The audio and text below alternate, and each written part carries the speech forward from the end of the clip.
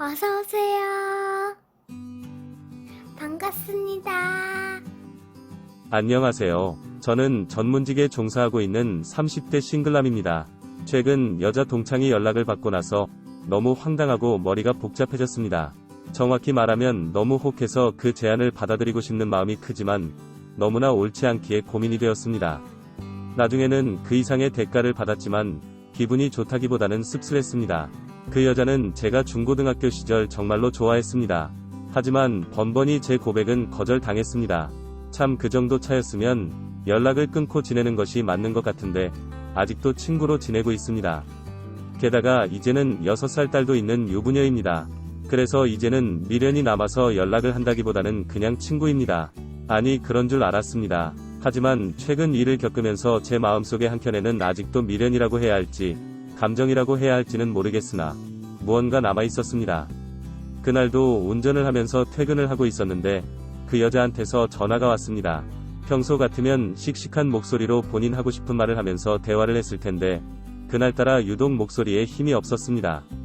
느낌적으로 무언가 부탁을 하려고 하는 것 같다고 생각했습니다. 한참을 통화하고 나서야 조심스럽게 돈을 좀 빌려줄 수 있냐고 묻는 것이었습니다. 1000만원 정도 되는 돈이었습니다. 액수도 큰 돈이지만 과거에 돈을 빌려주고도 못 받거나 의절한 경우가 몇 번 있기에 요즘 여유가 없다고 하면서 거절을 하였습니다. 그리고 못 도와줘서 미안하다며 진심으로 사과를 하였습니다. 미안할 거 없다며 무리한 부탁을 해서 오히려 저에게 더 미안하다고 하고서는 전화를 끊었습니다. 결국 돈은 급하게 필요했고 무직자에다가 카드도 연체한 중이라서 은행에서는 대출이 안 돼서 결국 사채를 빌렸는데 몇 개월간 잘 버티다가 한계에 봉착한 것 같았습니다. 게다가 남편 몰래 빌린 돈인 게 더 큰 문제입니다. 남편에게 사채 및 카드값 연체 사실을 알리고 같이 갚으라고 하였더니 그 많은 돈에 빌린 목적을 남편에게 말할 수가 없는 상황이었습니다. 그 이유는 내연남이랑 데이트 및 선물 사주느라 쓰고 최근에는 임신까지 하면서 수술 비용으로 썼다는 것이었습니다. 제가 왜 많은 돈을 빚을 지었는지 물었을 때도 안 가르쳐주려고 하였지만 한참을 묻고 나서야 알려주었습니다. 그래서 고의자율의 불법 사채임에도 불구하고 혹시나 남편이나 가족들이 알까봐 경찰에 신고도 못하고 지금껏 억지도 버티고 있는 것이었습니다. 사정은 딱하지만 저 역시도 부담이 되는 돈이고 게다가 빌려준 이후에 돌려받을 수 있다는 확신이 들지 않았습니다. 무직자인 가정주부가 어떻게 1000만원이 만들어서 갚을 수 있겠습니까? 그것도 남편이 몰래 말입니다. 그래서 거절한 것도 있습니다. 한 3일쯤 지나서 또 돈을 빌려주면 안 되냐며 연락이 왔습니다. 정말 상황이 급하다며 100만원이라도 좋으니 가능한 만큼이라도 빌려달라는 것이었습니다. 역시나 미안하다고 거절을 하였더니 학창시절 자기를 많이 좋아하지 않았냐며 아직도 처녀 때 몸매를 유지하고 있다고 하였습니다. 그러면서 이 정도 말했으면 알아듣지 않았냐며 생각 있냐고 묻는 것이었습니다. 차마 할 말이 없어서 회의 들어가야 된다며 전화를 끊어버렸습니다. 왜 이렇게까지 망가진 것인지 알 수는 없지만 가슴이 한편으로 안타깝고 아팠습니다. 못 받을 생각하고 100만원 주고 말까도 생각했지만 결국 이런 조건의 부탁은 다음에도 다른 사람에게도 할 거라는 생각이 들었습니다. 물론 저와 결혼한 제 여자도 아니기에 제가 걱정할 부분은 아니었지만 그래도 신경이 계속 쓰였습니다. 그 친구의 남편에게 주고받은 메신저와 현 상황을 알려줄까 하다가도 오히려 이것이 저 친구를 사채의 빚보다 더 힘들게 하는 것은 아닐까라는 생각이 들었습니다. 그래서 그날 저녁에 만났습니다. 딸은 친정에 맡겼고 남편은 야간 근무라고 하였습니다.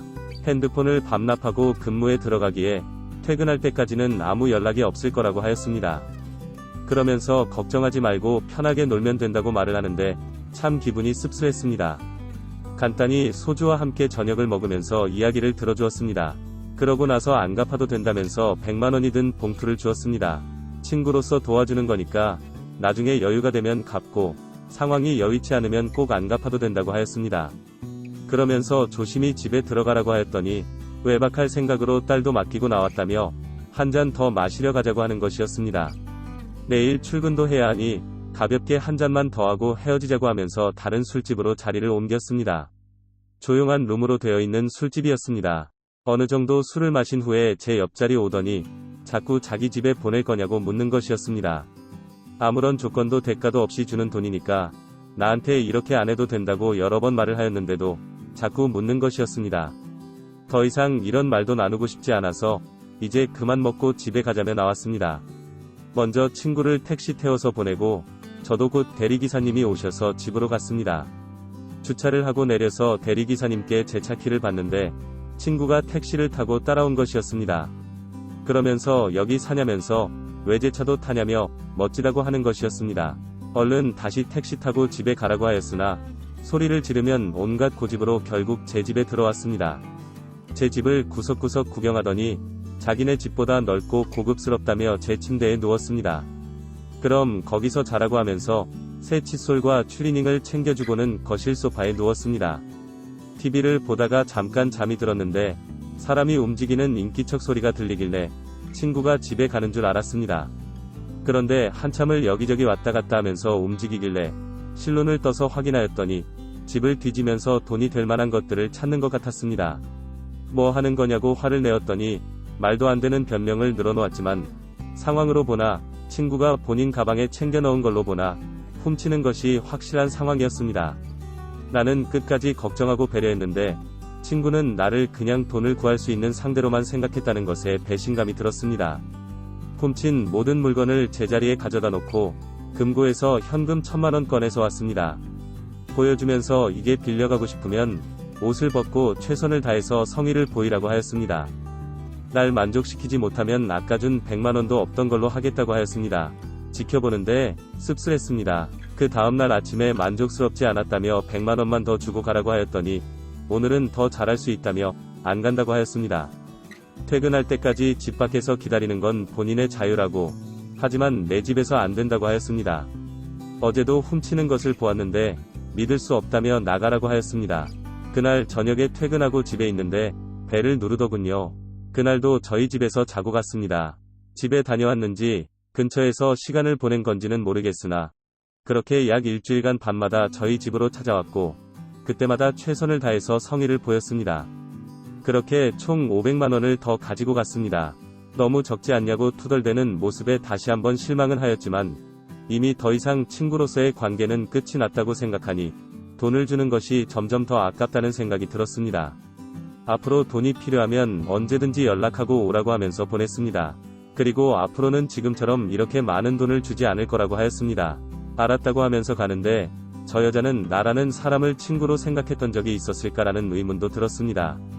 어렸을 때 풋풋했던 기억과 오랜 친구를 하나 잃은 것 같아서 씁쓸한 마음이 제일 큽니다. 아마 다시는 연락이 오지도 그전처럼 지낼 수도 없겠죠. 오늘의 사연은 여기까지입니다. 구독과 좋아요, 알림 설정 부탁드립니다. 긴 글을 읽어주셔서 감사합니다. 구독과 좋아요 꾹꾹 눌러주세요. 꾹꾹. 알림 설정도 꾹꾹 눌러주세요.